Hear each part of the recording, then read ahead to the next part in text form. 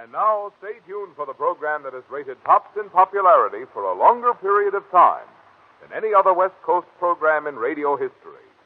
The Signal Oil program, The Whistler.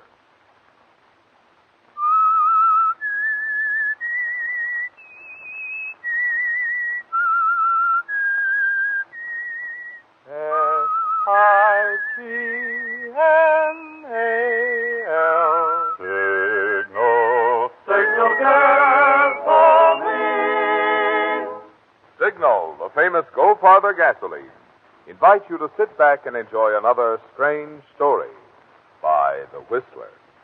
For extra driving pleasure, the signal to look for is the yellow and black circle sign that identifies Signal service stations from Canada to Mexico. And for Sunday evening listening pleasure, the signal to listen for is this whistle that identifies the Signal Oil program, The Whistler.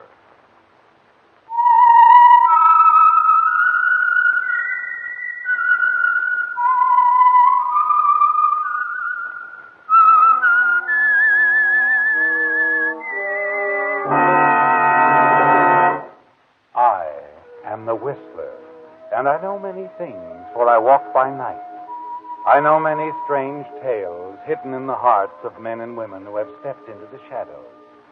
Yes, I know the nameless terrors of which they dare not speak. And now, for the Signal Oil Company, The Whistler's strange story. Strange Meeting.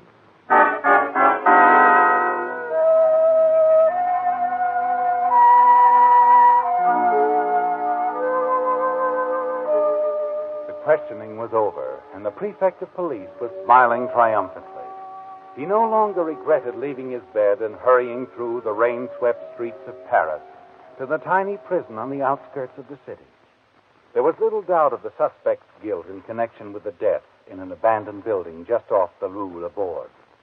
A policeman had caught the man running from the scene of the crime. The murder weapon had been found in his pocket. Paraffin tests had shown that he'd fired the gun.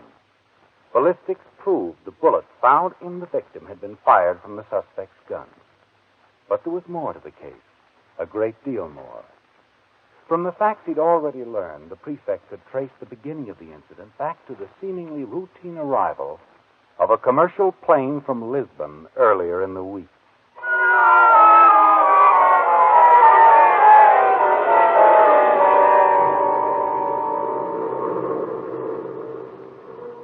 The plane was late as it circled the field. So was the hour. And the landing field looked very inviting to Wally Frazier, freelance news photographer, and almost anything else that would bring him a welcome dollar. He was pleased that the trip was over. Paris meant rest and relaxation to him. There was another reason, too, a very attractive reason, seated just across the aisle. Wally had tried to strike up an acquaintance with the girl early in the trip, but because of her cold, indifferent stares, he'd given up. As the plane landed and taxied to a stop at the unloading ramp, he received a startling surprise. He was picking up his camera when she hesitated at the door of the plane, turned and grabbed him. Oh, darling, I'm sorry. It's goodbye. What? But... Until we meet again. Excuse me. Let me... Hey, wait a minute. What... Hey, did you see that, mister? All the way from Lisbon, the dame won't let out a peep, and then she rushes up and kisses me. It is the effect of the city, monsieur. Paris, the gay, the exciting. Yeah. Why do I ever leave? Excuse me, monsieur. Excuse me. I got to go after her.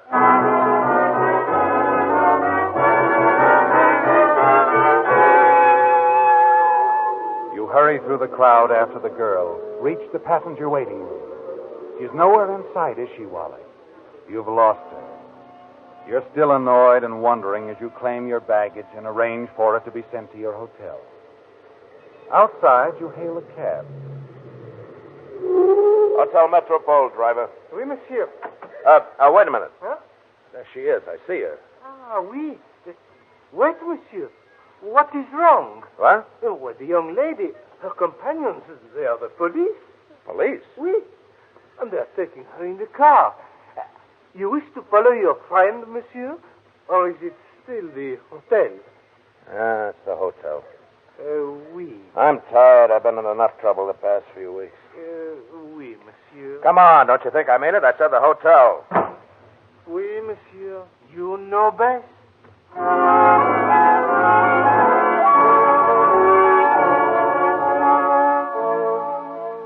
But you can't get the girl out of your mind, can you, Wally? In the taxicab, and after you arrive at the hotel, her face haunts you. And only complete weariness keeps you from lying awake, thinking about it further. The next morning, she's completely out of your mind, until you make the discovery.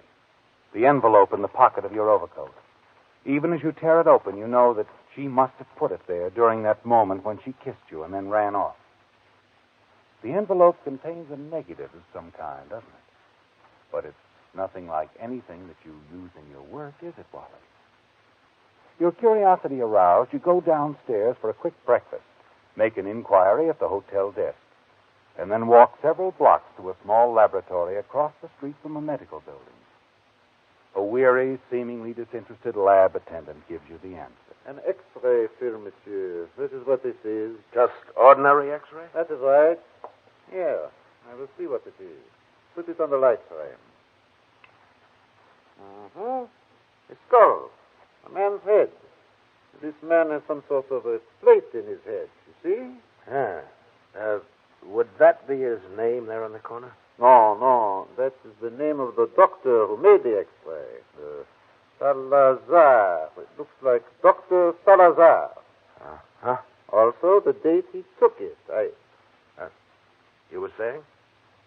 Nothing. Excuse me for a minute, will you? I'll be right back. Yeah, sure.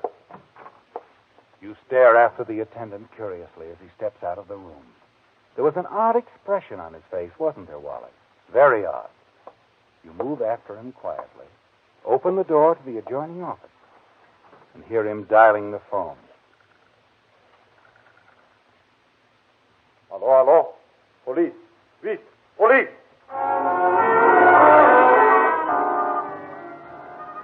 You whirl on the attendant's words, cross the room, and hastily remove the X-ray film from the frame and put it in your pocket.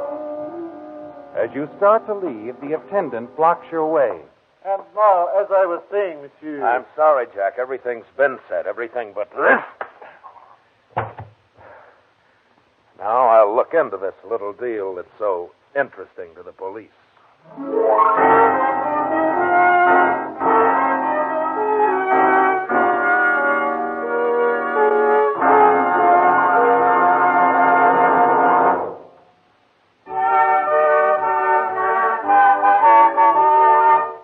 Tonight's $20 Signal gasoline book goes to Margaret Lynn Clare of Oakland, California, for this limerick. Gasoline bills had me near disaster, and my budget I just couldn't master. Then to Signal I switched. Now my troubles are ditched, for Signal goes farther and faster. Signal, signal, signal gasoline. Your car will go far with go brother gasoline. A smart young lady, that driver in tonight's limerick. She knows what more and more drivers discover when they switch to Signal, that mileage and performance are like Siamese twins. Where you find one, you find the other. So whether you're looking for quick cold weather starting, for flashing pickup, or for smooth, quiet power, just remember, you find all the things that make driving more pleasure when you fill up with Signal, the famous Go Farther gasoline.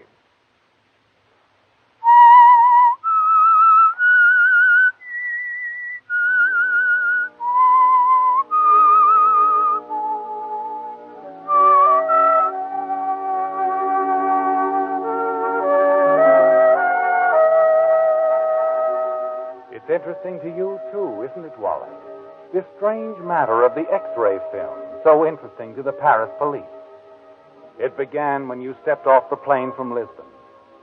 You know that it's somehow connected with a mysterious girl who kissed you and then hurried away to try and lose herself in the crowd at the airport. You're sure that she planted the X-ray film in your pocket, but you don't know why or what it means. It's enough to send the lab attendant scurrying to his telephone and then trying to prevent you from leaving his office. You don't like it. And back in your hotel, there's something more that you don't like. the appearance of your room. It's been ransacked from floor to ceiling, and everything is a shambles. You stare around you, wondering, and then hear someone go past in the hall outside. By the time you can open the door and look out, she's reached the end of the hall. But it's the same girl, isn't it, Wally? The same girl who kissed you on the plane. You're sure she didn't see you. So you race down the lobby in time to see her leave the hotel and enter another one directly across the street. There, she puts through a call on one of the room phones in the lobby. Unnoticed, you stand close by, hide behind a newspaper, and listen. Room 812, please. Yes, thank you. Hello? Hello, Mr. Sidney. This is Marta Varney. I just arrived. What? Oh, then you read about it. Yes, that end of it is closed. Dr. Salazar won't interfere with it. No, I haven't got it with me right now. I only wanted you to know I was here and that we'll be able to make the deal soon. Yes, I'll get in touch with you. Goodbye, Mr. Sidney. Oh, sorry if I kept you waiting for this phone. Hello, honey. Your turn to be surprised, huh? If you don't mind, Oh, but I do mind. You're not going anyplace. That is, not until we talk. There's nothing to talk about, Mr. Frazier. The few friends I have call me Wally. That's fine, Mr. Frazier. Oh, you don't want to be friendly, huh? Well, I'm not surprised, not after the way you tore my room up. This what you were looking for? Give that to me. Oh, no, not so fast. There isn't anything. It's just a negative of a picture of my aunt. She's 73. And likes to tell fairy tales just like you. No, honey, I take pictures for a living, and this is an X-ray. All right. But it still belongs to my aunt. Oh, sure. You don't give up easy. But you wouldn't. Not when you can think fast enough to get rid of it the way you did when the police showed up. The police? Uh-huh. I saw him take you away at the airport. Now, come on. Tell Uncle Wally what it's all about, huh? Whose noggin have we got a picture of? And what happened to dear old Dr. Salazar? Will you give it back to me? Maybe. Come on. The bar's a good place to talk.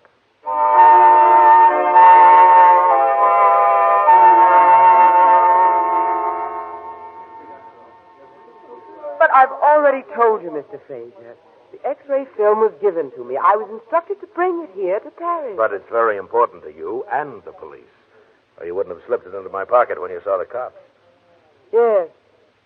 It's important. Why? Why is it important? Because... Well, you're a stranger here, so I might as well tell you the truth. Good. It proves that a man named Dugain is still alive. Dugain? Yes. France's former public enemy, number one. An international swindler, gangster, a murderer. He was believed to have died in an explosion some years ago. And just how does an X-ray prove he's alive? The silver plate in his skull? Yes, the design is so unusual. It's as if the surgeon who performed the operation had placed his signature on it. No other one like it, huh? Nowhere in the world. The case was written up in medical journals many times. There were photographs of the Dugain X-ray.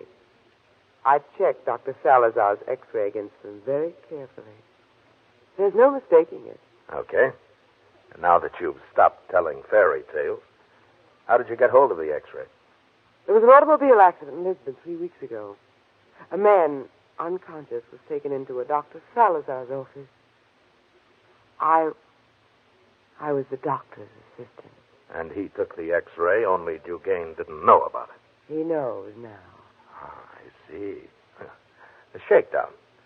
He pays off or the X-ray goes to the cops. That's neat. That's very neat. That X-ray ought to be worth a lot of dough. That's right. How much is Dugain good for? My contact with Mr. Dugain says Dugain is a very wealthy, respected citizen now. Uh-huh. What name does Dugain go under? Nobody knows that except my contact. How do you get in touch with Dugain? If I knew Mr. Frazier, do you think me foolish enough to tell you?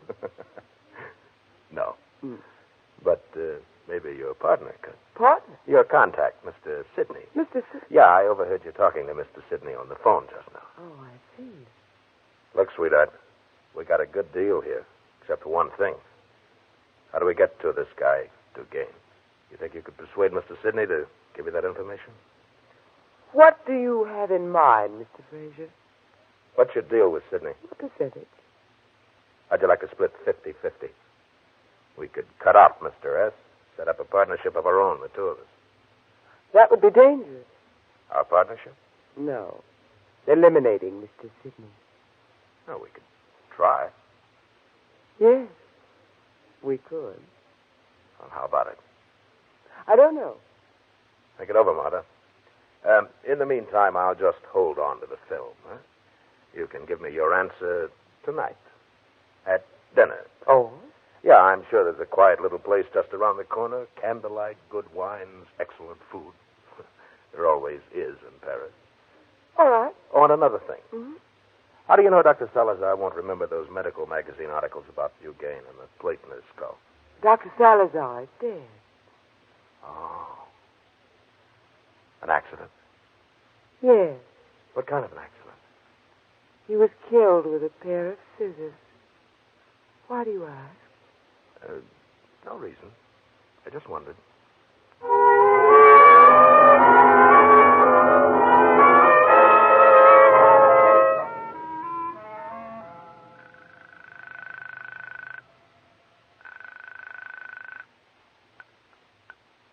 Hello? Mr. Sidney, this is your new partner.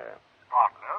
Partner? I'm afraid I don't understand. Well, we're in business, Mr. Sidney, the two of us, with an X-ray film. Do you think Mr. Dugain will be interested? Oh, I see. I see. Yes, I dare say he will be. Definitely, sir. Good. Then let's talk. I'm calling from the lobby now. I think we could talk better in your room. Yes, indeed, sir. Come right up.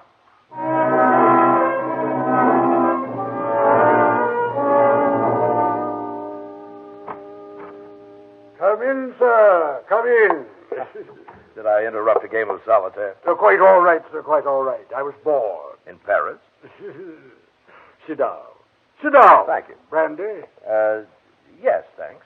You're an American? Oh, better than that. I'm a native of Dallas. Are you now? Well, well. Water, Mr. Don't ruin the brandy. The name is Fraser. Wally Fraser. There you are, sir. Thank you. Now, Mr. Fraser. Well, let's get right to the point, huh? Precisely, sir. To the point. To shake down Citizen Dugain, you'll need a certain X-ray, right? May I ask, sir, how did you come to know... Your partner, Miss Varney, she told me all about it. Oh, I see. Don't blame her too much. She didn't mean to tell me anything. The pressure was on. She had to get rid of the X-ray temporarily. Good thing she did. The cops would have grabbed it. Yes. Yes, go on, Mr. Fraser. What else did she tell you? Well, not much more. That's the trouble. So you want to do business with me? Right. We cut Martavani out of the deal. Split it 50-50. I'm afraid it's not that simple, sir. Miss Varney could be dangerous. Oh? If we were to, as you put it, cut her out of the deal, she might very well get word to Dugain. She knows how to get to Dugain? Of course. Oh, I see. She told you she didn't. Yeah. Yes, and that's why you came to me. I'm glad you did, Mr. Fraser. So am I. Now?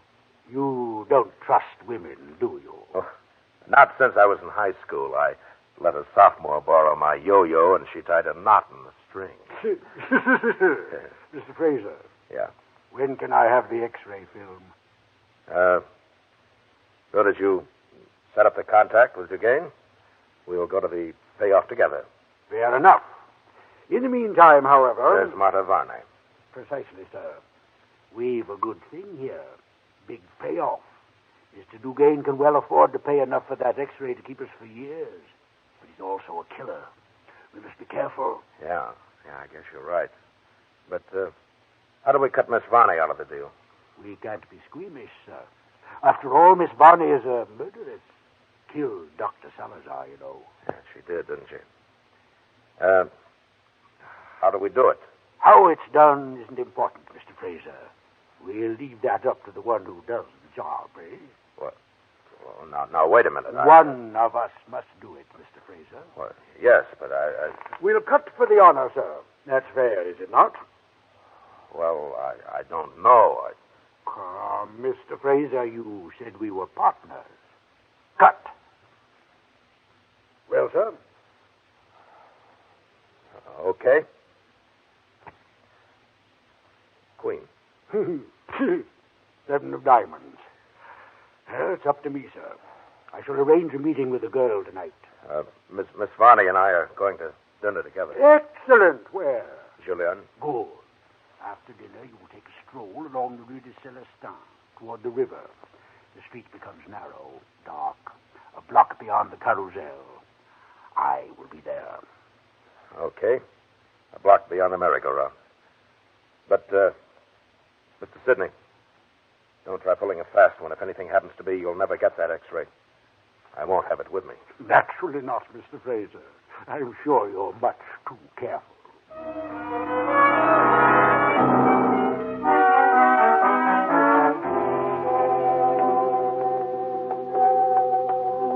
Where are we going, Mr. Fraser? No place in particular. Huh? Thought a stroll would do us both good after a dinner like the one we've had. It was excellent. So I must say you were rather quiet through it all. What's that? Things on your mind? Yeah. You haven't asked me yet if I've decided about our partnership. I hate to discuss business at dinner. I see. Oh, look up ahead. It's merry-go-round. Shall we, Mr. Fraser? Marta, how about that partnership? Well, I've thought it over very carefully, Mr. Fraser. Very carefully. Let's turn back. We've got to talk. There's nothing to talk about, really. Let's go on. I want to see the river. No, forget it. I insist, Mr. Fraser. What? Hey, wait a minute. What? That's a gun in my coat pocket, Wally, darling. I won't hesitate to pull the trigger. So that's your answer. It is. I have decided not to enter a partnership with you. Prefer to take your cut with Mr. Sidney? Wrong again. I'm not splitting anything with him, either. Oh. Going all out on your own, huh? That's it, Wally. That's exactly it. Now, shall we continue our stroll? Okay. Aren't you forgetting one thing? You can't make a deal with Dugain unless you have the X-ray. I intend to get it from you. You think I'm carrying it around in my hat band? I know where it is. I followed you this afternoon, so you put it in the postal box. You will give me the keys, won't you? Will I? Of course. If you don't, I'll simply take it. And then what happens? I wind up in the river? Perhaps. I haven't decided yet. Keep walking, Mr. Fraser. Straight ahead.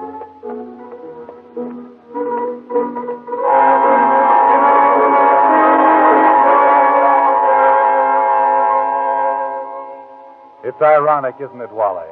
At the point of a gun, Marta forces you to walk a block beyond the carousel, straight into the trap you and Mr. Sidney had planned for her. Suddenly, Mr. Sidney steps out of the darkness. There's a flash of the knife, and Marta Varney lies dead at your feet. You stare down at her and then feel a tugging at your sleeve. You turn and hurry away with Mr. Sidney. And then later, in a small bar, he explains the next move. I have already made the arrangements, sir. We will meet Monsieur Dugain's courier in half an hour just off the Rue Laborde. The Rue Laborde, huh? Okay. You sure he's got it straight? He has, sir. When we meet, you are to give him the key to the postal box where the X-ray is. Yeah. In return, he will hand over the money. Right. I sort of like that arrangement, don't you, Mr. Sidney? The cautious approach. All-around protection, huh? Quite right, sir. Shall we drink up?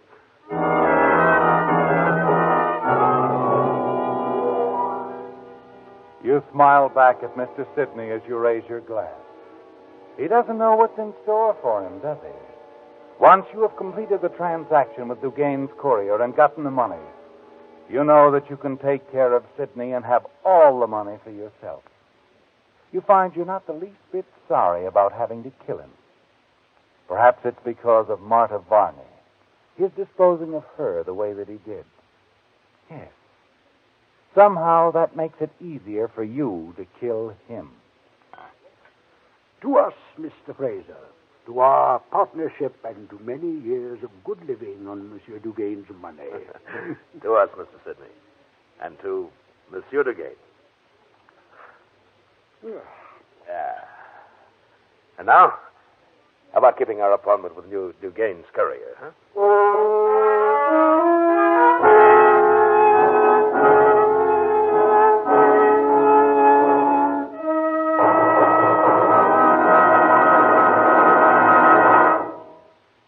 If you've looked at the new 1950 automobiles, you've noticed such extra convenience features as automatic transmissions, air conditioning systems, and seats that recline or make into a bed.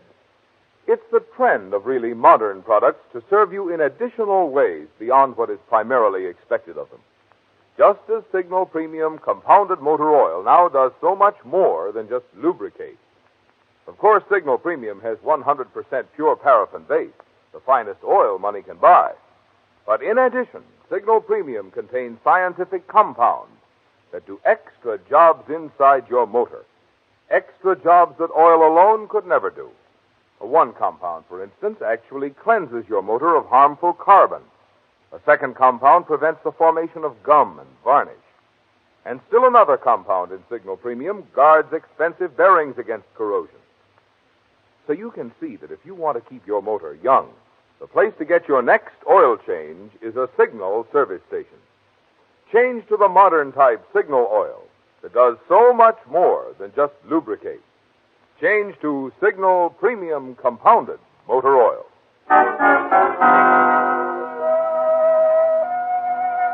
The questioning was over, and the prefect of police was smiling triumphantly as he handed the signed murder confession and the postal box key to one of his assistants. After the prisoner had been led away, the prefect waited patiently for his assistant to return with the contents of the postal box. Then, upon his return, the prefect examined the X-ray and smiled with satisfaction. He then pulled his coat about him and stepped out into the rainy streets of Paris and hurried back to his house. And there, standing before the fireplace, his hands clasped behind his back, he unfolded the story to his wife as she prepared his morning coffee. Finally, the narrative over, he sat down at the table. Just think, Swanton. 3 killings over an X-ray. Blackmail. When will these fools learn? When? But, René, how was it the killer confessed so quickly? It was his only hope for leniency. After all, we caught him running from the scene of the crime. Oh. Ballistics proved his gun fired the shot.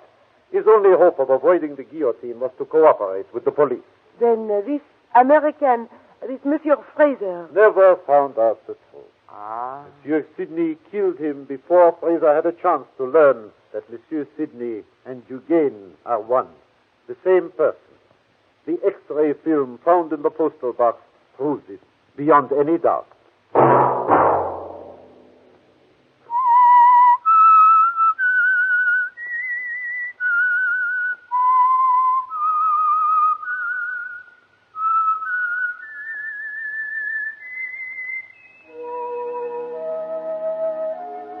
Let that whistle be your signal for the Signal Oil program, The Whistler, each Sunday night at this same time. Brought to you by the Signal Oil Company, marketers of Signal gasoline and motor oil and fine automotive accessories. Remember, if you would like the fun of having your friends hear a limerick of yours on The Whistler, the address to which to send it is the Signal Oil Company, Los Angeles 55, California. All limericks become the property of the Signal Oil Company. Those selected for use on The Whistler will be chosen by our advertising representatives on the basis of humor, suitability, and originality. So, of course, they must be your own composition.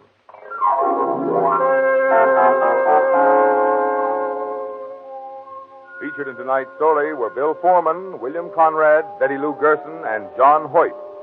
The Whistler was produced and directed by George W. Allen, with story by Joel Malone, music by Wilbur Hatch, and was transmitted to our troops overseas by the Armed Forces Radio Service. The Whistler is entirely fictional, and all characters portrayed on The Whistler are also fictional. Any similarity of names or resemblance to persons, living or dead, is purely coincidental. Remember at the same time next Sunday, another strange tale by the Whistler.